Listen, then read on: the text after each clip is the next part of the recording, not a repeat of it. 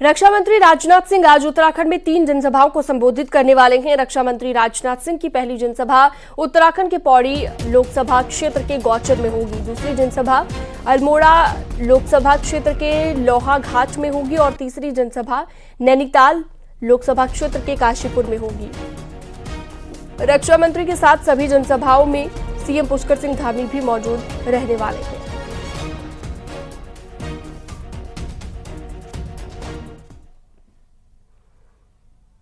उत्तराखंड में लोकसभा चुनाव का प्रचार बेहद तेज हो गया है और बीजेपी के स्टार प्रचारकों के ताबड़तोड़ दौरे हो रहे हैं।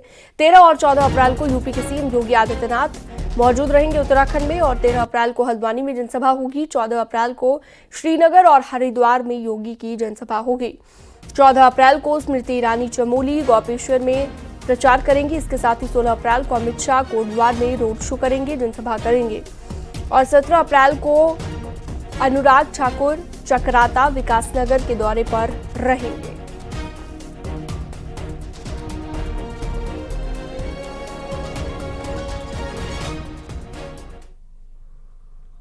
तेरह अप्रैल को कांग्रेस की राष्ट्रीय महासचिव प्रियंका गांधी की 2 रैली उत्तराखंड में होंगी, जिसके लिए कांग्रेस ने तैयारी तेज कर दी है। कांग्रेस प्रदेश प्रभारी शैलजा गुरुद्वार को देहरादून पहुंची। रुड़की में रैली की जिम्मेदारी हरिद्वार जिले के नेताओं को सौंपी गई है। प्रभारी शैलजा भी आज रुड़की जाएंगी। रामनगर में रैली का जिम्मा लोकल नेताओं के साथ महिला प्रदेश अध्यक्ष ज्योति रौतेला और सह प्रभारी दीपिका पांडे को सौंपा गया है।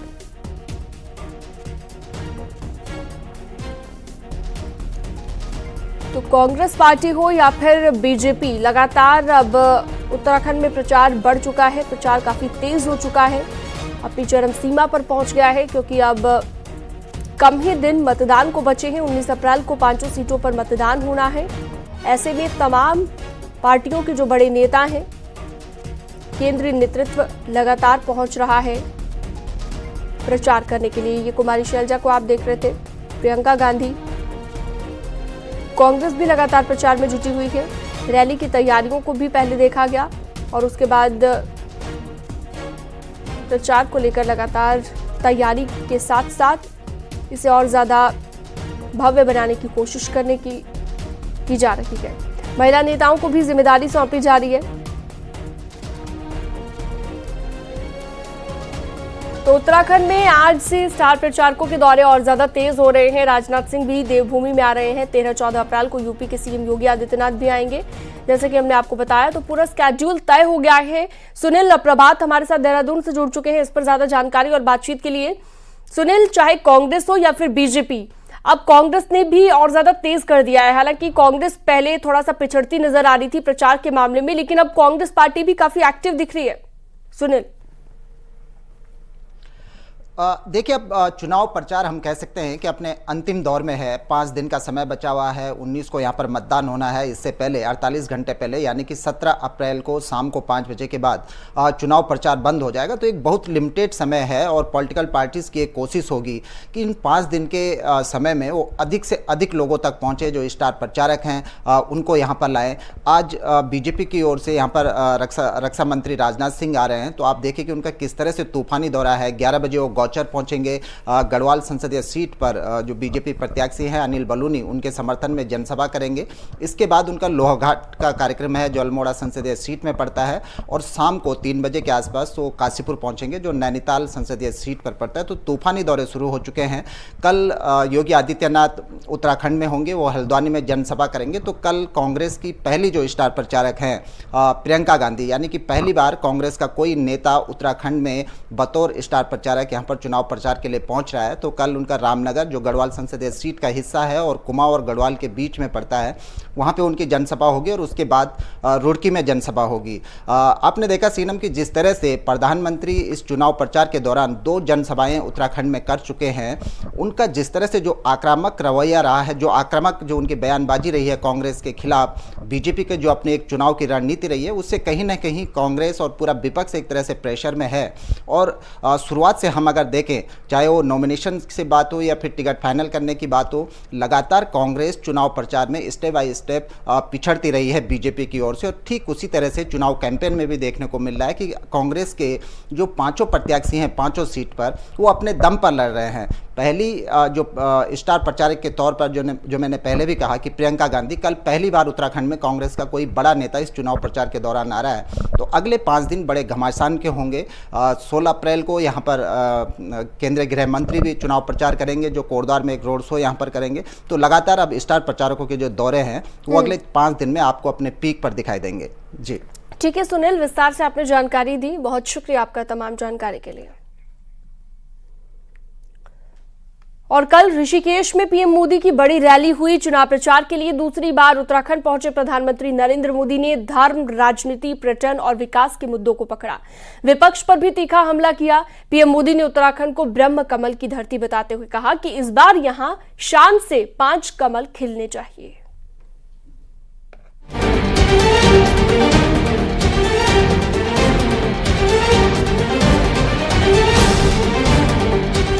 ऋषिकेश के IDPL मैदान में पीएम मोदी की मेगा रैली हुई, जिसमें प्रधानमंत्री मोदी ने अपनी सरकार के काम गिनाए तो विपक्षी कांग्रेस को खूब कोसा।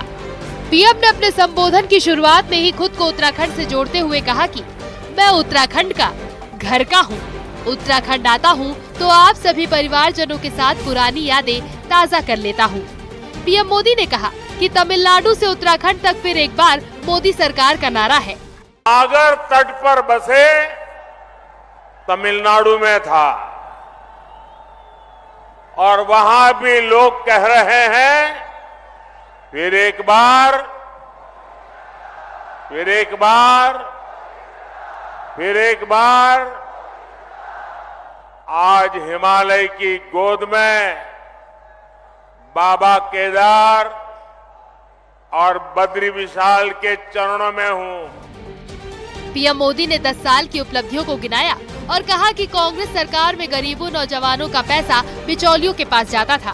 उन्होंने कहा कांग्रेस की लूट को मोदी ने बंद कर दिया। कांग्रेस की सरकार होती तो ये सब कुछ लूट जाता। ये लूट मोदी ने बंद की है और इसलिए मोदी पर उनका गुस्सा 7वें आसमान पर है और इसलिए कुछ भी बोलते जा रहे हैं। पीएम मोदी ने कहा कि आज धर्म और पर्यटन के लिए उत्तराखंड में कई काम हो रहे हैं। इंफ्रास्ट्रक्चर तैयार हो रहा है क्योंकि नीयत सही है, इसीलिए नतीजे भी मिलते हैं। मानस खंड के तीर्थ स्थानों जैसे आदि कैलाश, ओम पर्वत दर्शन के लिए हेलीकॉप्टर सेवाएं शुरू हो गई है। यमुनोत्री, केदारनाथ और हेमकुंड साहब में रोपवे बनने से बहुत सुविधा हो जाएगी। प्रधानमंत्री मोदी ने कहा कि देश के सैनिकों को आज बुलेट प्रूफ जैकेट मिलती है और सैन्य बहुल राज्य में बड़ा मैसेज दिया। साथ ही उत्तराखंड की महिलाओं से भी खुद को कनेक्ट किया। कांग्रेस के समय में तो जवानों के पास बुलेट प्रूफ जैकेट तक की कमी थी। दुश्मन की गोली से बचाने के लिए पुख्ता इंतजाम नहीं था। ये भाजपा है जिसने भारत में बनी बुलेट प्रूफ जैकेट अपने सैनिकों को दी। पीएम ने कांग्रेस पर बड़ा हमला किया और कहा कि कांग्रेस विकास और विरासत दोनों की विरोधी है और हिंदू धर्म की शक्ति को भी ये खत्म करना चाहते हैं। और अब तो कांग्रेस ने प्रण लिया है, सार्वजनिक रूप से घोषणा की है कि हिंदू धर्म में जो शक्ति है उसका विनाश करेंगे।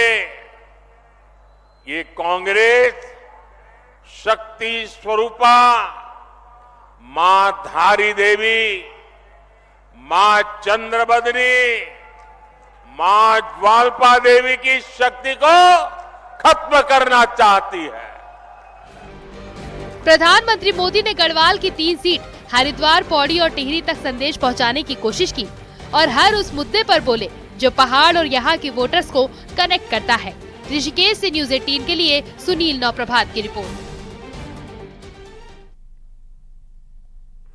मुख्यमंत्री पुष्कर सिंह धामी ने इस दौरान पीएम मोदी को उत्तराखंड का पारंपरिक वाद्य हुड़का भेंट किया और पीएम मोदी ने मंच पर हुड़का भी बजाया। हुड़का उत्तराखंड की लोक संस्कृति का एक प्रतीक है। पीएम मोदी ने उत्तराखंड के इस प्रतीक को लेकर खुशी जताई। हुड़का जो उत्तराखंड के कार्यक्रम द्वारा बनाया गया है, हमारा वाद्य यंत्र है, सांस्कृतिक प्रतीक है उत्तराखंड का।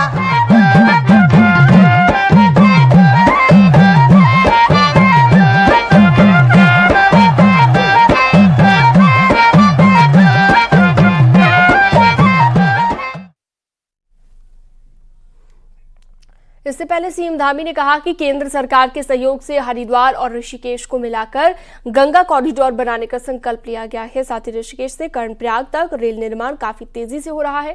सीएम धामी ने कहा कि पहले G20 के कार्यक्रम बड़े बड़े शहरों में होते थे, लेकिन ये हमारा सौभाग्य है कि G20 की बैठकें हमें इसी ऋषिकेश, नरेंद्र नगर और रामनगर में करने का सौभाग्य मिला।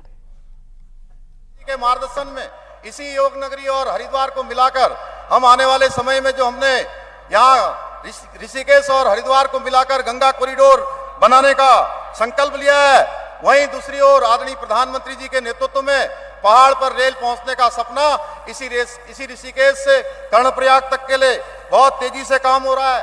हम सब आदरणीय प्रधानमंत्री जी का मैं आप सबकी तरफ से धन्यवाद करना चाहता हूं कि जब बड़े बड़े G20 जैसे कार्यक्रम, अंतर्राष्ट्रीय स्तर के कार्यक्रम हुआ करते थे तो वो केवल कुछ ही स्थानों पर होते थे, बड़े बड़े शहरों में होकर समाप्त हो जाया करते थे। भाइयों बहनों, आदरणीय प्रधानमंत्री जी ने पूरे भारत के अंदर छोटे छोटे स्थानों पर G20 के प्रतिनिधियों को बुलाकर उनका आतिथ्य और स्वागत और उनको भारत की संस्कृति और सामर्थ्य से परिचित करवाने का काम किया। और हमें भी सौभाग्य मिला कि हमको एक नहीं 3 बैठकें G20 की आयोजित करने का अवसर मिला। इसी ऋषिकेश और इसी नरेंद्र नगर और रामनगर में 3 बैठकें आयोजित हुई हैं। भाइयों बहनों,